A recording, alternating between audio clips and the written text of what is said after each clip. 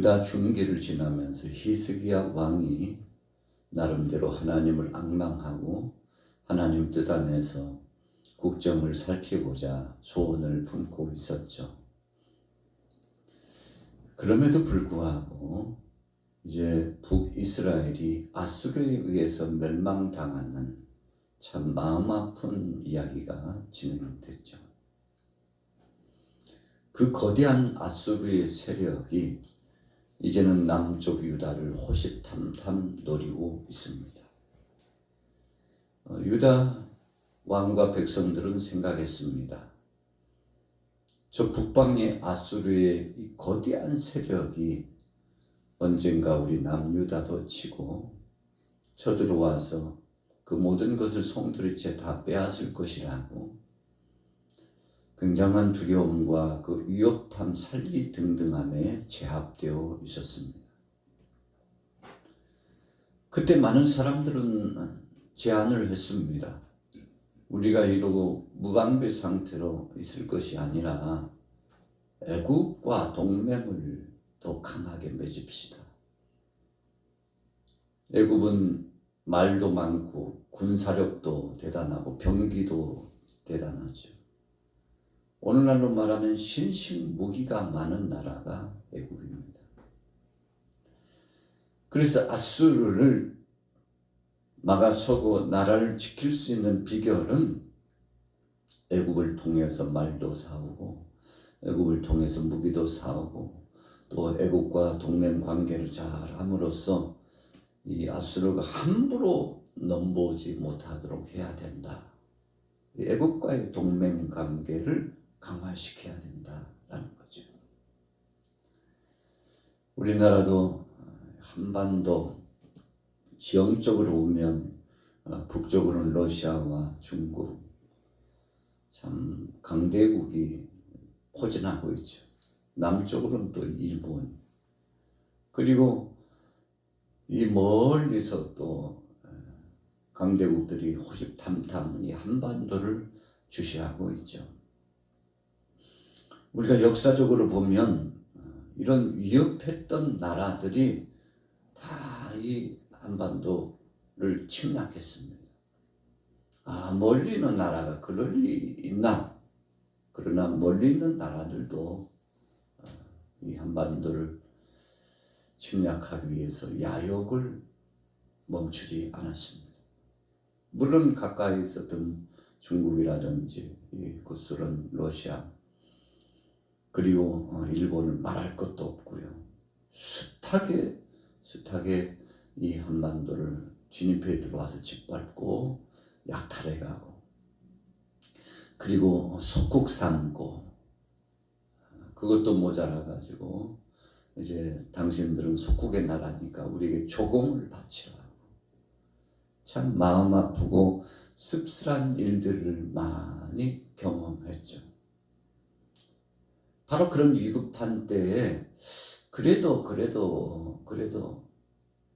우리가 지형적으로 보면 유다가 이 남방, 남서쪽 일본 같은 나라를 의지한 것이다 라고 볼 수 있는 거죠. 그런데 하나님은 기뻐하시지 않았습니다. 아수르의 위협 가운데 위급함이 있다면 하나님을 의지하고 하나님 앞에 나아가서 간절히 부르짖어 기도하고 하나님의 도움의 숨기를 절실하게 소원하고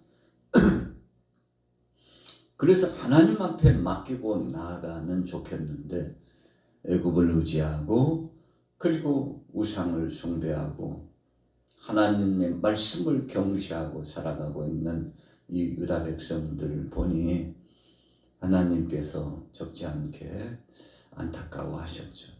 그래서 이사야 선지자를 통해서 말씀을 선포하시는 겁니다. 그러지 말고 정신을 차리고 하나님께로 돌아와서 하나님 앞에 영광 돌리며 신실한 믿음을 가지고 살아가라는 거죠.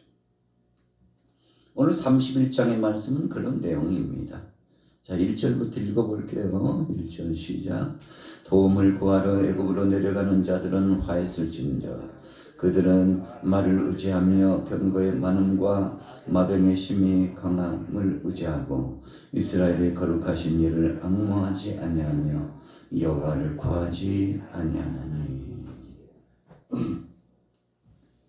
이미 결론 난 겁니다. 이 유다 백성들의 마음에 왕부터 시작해서 모든 백성들이 하나님 떠난 지 오래입니다. 그래서 동맹을 의지하고 눈에 보이는 것들을 의지하고 하나님의 말씀을 경시하고 자기들 마음대로 그렇게 살아가는데, 참 하나님께서 공의와 사랑으로 역사하시는 그 하나님이 보실 때 이 백성들 속히 돌아왔으면 좋겠으나 돌아오지 못한 백성들, 그들을 향하여 선지자를 통해서 경고의 말씀을 주시는 겁니다. 심지어는 3절에 애굽은 신이 아니니까 정신 차리라는 거죠. 그들의 말들은 육체요 영이 아니라. 이게 무슨 뜻입니까? 애굽의 말이 제일이구나. 애굽에서 말만 좀 더 수를 늘려가지고 들여오면 우리도 국방 방어 태세를 할 수 있다, 이렇게 생각을 하는 거죠. 그러니까 하나님의 도우심과 역사하심에 대한 기대감과 믿음은 1도 없이 그냥 수백 마리 말을 들여왔더니 든든하다고. 무기도 좀 첨단 무기로 갖추어 놨더니 이제 우리도 한번 대항하여 싸울만 하고 힘이 붙이면 애굽의 지원을 요청해서 우리는 이래봬도 강대국 애국과 동맹국이라고, 그러니까 함부로 하지 말라고 큰 소리 뻥뻥 치면서 지낼 수 있게 되었다는 거죠. 그것이 신이 되어버렸어요. 여러분, 우리가 늘 이 몸을 챙기고 건강관리를 하다 보면 매스미디어를 통해서 나오는 것처럼 건강에 너무 신경을 쓰다 보면 그것이 우상이 돼가지고, 그래서 프로그램에도 몸신이라고 나오지 않습니까? 여러분, 그것이 우상이 되면 참 그때부터 우리의 믿음은 온데간데 없이 세상의 정보와 그리고 세상에 좋다는 거 이것저것에 우리의 마음을 빼앗기 일쑤지 않습니까? 그래서 어떤 사람들은 보험도 들고 또 어떤 사람들은 이것저것 준비해 놓고 이 정도면 노후가 보장됐고 이 정도면 이제 걱정할 것도 없고 이 정도면 대비태세가 다 되었다고 생각하면서 아닐 땐 생각을 갖고 인간적인 마음을 가질 때가 굉장히 많습니다. 그런데 다 준비됐다고 생각했는데 어느 날 한순간 비보가 들려올 때가 있어요. 아이고, 대비한다고 되는 것이 아니구나. 준비되었다고 해서 안전한 것이 아니구나. 그때서 우리가 깨닫게 됩니다만, 늦게서 깨달으면 참 너무 늦었다고 생각할 때가 많죠. 그래서 우리가 가장 복된 삶은 하나님이 주신 것을 가지고 그것을 작든지 많든지 감사하게 받고 그것을 누리며 살며, 누린다는 것은요, 그분을 의지하고 그분이 주신 것에 자족하며 산다는 영적인 중요한 의미가 있습니다. 우리에게 24시간이 주어지고 1년 365일이 지어지고 우리 한평생이라면 100세수를 하나님이 허락해 주셨잖아요. 그런데 하나님이 허락해 주신 것을 가지고 어떤 사람들은 선용하고 감사하고 하나님 앞에 영광 돌리고 주님 이렇게 살아서 호흡하고 있다는 사실만 생각해도 눈물이 날 정도로 감사합니다. 이웃이 있다는 것이 감사하고 가족이 있다는 것이 감사하고 교회 공동체에 동역자가 있다는 것이 감사하고, 그래서 첫째도 감사, 둘째도 감사, 있어도 감사, 없어도 감사, 몸이 아파도 감사, 회복이 되어도 감사. 인생 뭐 있나고 다 나그네 인생 이렇게 살다가 하나님 앞에 가는 거지 뭐라고 이렇게 하나님 말씀 중심으로 인생론을 펼치고 자기 자신을 돌아보면 여러분, 그때 창문 너머로 햇빛이 비춰오듯이 행복이 이 마음속에 들어오는 것입니다. 여러분, 그래서 어떤 사람은 100을 가지고도 감사하게 사는 사람이 있는가 하면 어떤 사람은 억을 가지고도 불평하고 괴로워하고 왜 나는 이런지 모르겠다고 그렇게 사는 사람들이 태반이라 이겁니다. 여러분, 행복은 자족에 있습니다. 행복은 감사에 있습니다. 이 유다 백성들이 하나님의 도우심을 통해서 지금까지 살아왔는데 하나님 앞에 감사치 않았어요. 하나님 앞에 영광 돌리지 않았습니다. 우리가 뭔가 대비해야 된다고 일사불란하게 움직이고 뭔가를 채비를 하고 준비를 하지만 어설프고 보잘것없는 이 유다 백성들을 선지자 이사야가 바라보면서 경고의 말씀을 선포하고 하나님의 뜻을 전해주게 된 겁니다. 자, 조금 더 진행해서요. 5절로 넘어가 보겠습니다. 5절 시작. 새가 날개치며 그 새끼를 보호함같이 남만군의 여호와가 예루살렘을 보호할 것이라. 그것을 호위하며 건지며 뛰어넘어 구원하리라 하셨느니라. 이스라엘 자손들아, 너희는 심히 고역하던 자에게로 돌아오라. 하나님 어찌 보면 애달픈 그 심정을 그대로 말씀했습니다. 선지자가 어떻게 전하느냐에 따라서 달라지죠. 우리가 외국어를 잘 모르면 통역사를 세우죠. 근데 그 통역하는 사람이 통역을 잘해야 합니다. 전달하고자 하는 사람의 그 뜻을 잘 전달해야 돼요. 여러분, 그래야 상대가 고개를 끄덕이면서 알아듣죠. 이사야의 사명은 하나님 아버지께서 지금 뭘 원하시는지를 잘 전달하는 사명입니다.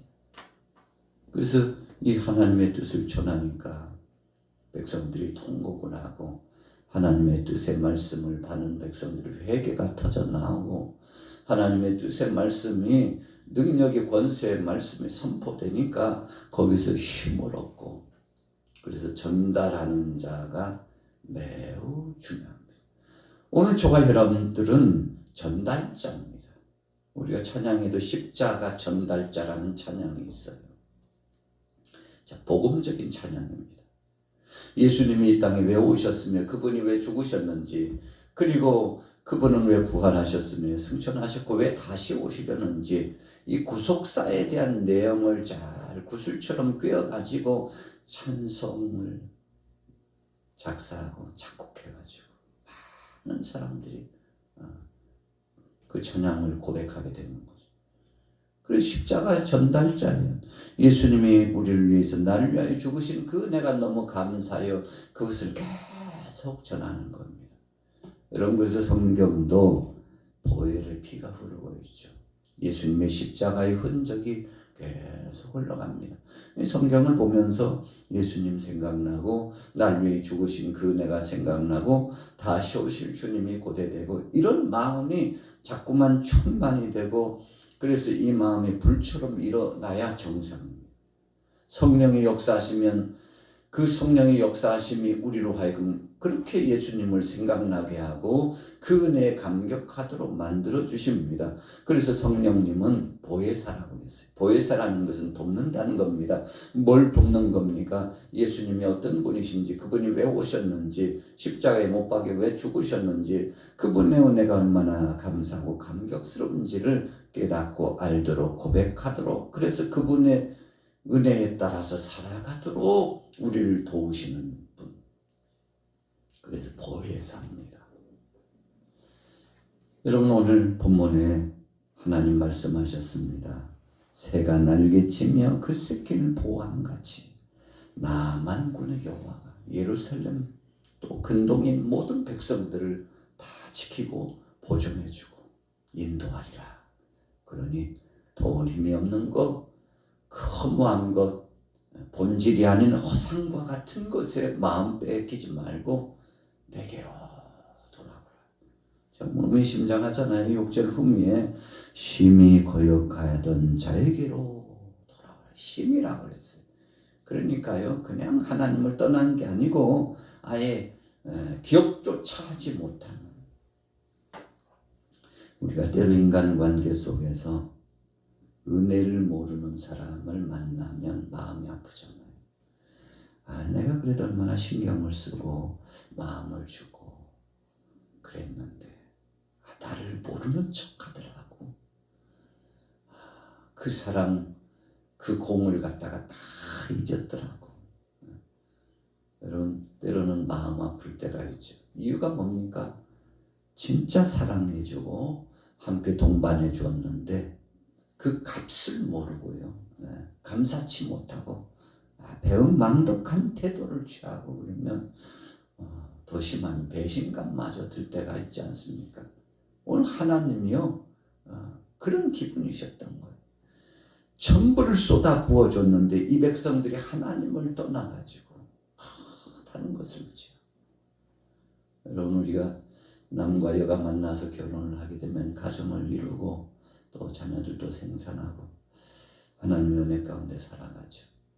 그래서 남편도 아내도 이 사람 내게 주어진 한 사람이라고 생각하고 그렇게 살아야 합니다. 그런데 남편이 자꾸 이웃집 여자, 지나가는 여자에 관심을 갖고 그러면 아내가 생각할 때 불쾌해요. 저 양반은 지금 누구하고 결혼한 거야? 여러분, 오늘 영적으로 보면 이 백성들이 그랬다는 겁니다. 신랑 되신 주님을 버리고요, 다른 것에 눈이 팔려가지고 얼마나 마음이 아팠겠습니까? 여러분, 그래서 하나님께서 말씀합니다. 9절 말씀에 8절부터 아수르는 칼에 엎드러질 것이나 그랬어요. 자, 중략하고 9절에 보세요. 그의 반석은 두려움으로 말미암아 물러가겠고 그의 고관들은 기치로 말미암아 놀라리라. 불은 시온에 있고 여호와의 풀무는 예루살렘에 있다. 하나님의 불과 하나님의 풀무가 예루살렘에 있다. 하나님이요, 주관하시고 지키기도 하지만 때로는 하나님이 심판하시기도 하는 이 심판의 불을 갖고 계신 분이기 때문에 하나님께 맡기면 하나님이 알아서 해 주신다는 겁니다. 그래서 예루살렘을 자기 힘으로, 동맹국의 힘으로, 우상의 힘을 가지고 지키려고 하지 말고 하나님께 맡기라고. 어느 날 한순간 아수르도 하나님이 치시면 꼼짝없이 멸망당한다고 이미 경고의 말씀을 주었거든요.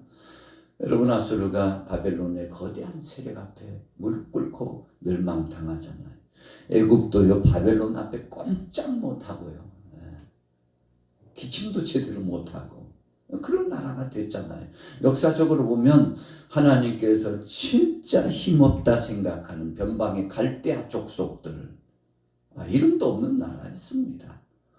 그런데 하나님께서 이 갈대아 족속들을 막 키우기 시작하는데 키우시더니 그걸 병기로 하나님이 쓰셔가지고 불순종하고 하나님을 거역했던 그런 나라들, 그런 왕들, 그런 백성을 치시기 시작하는데 정신 못 차리고요, 속수무책으로 다 당하고 유다가 그렇게 멸망당했잖아요.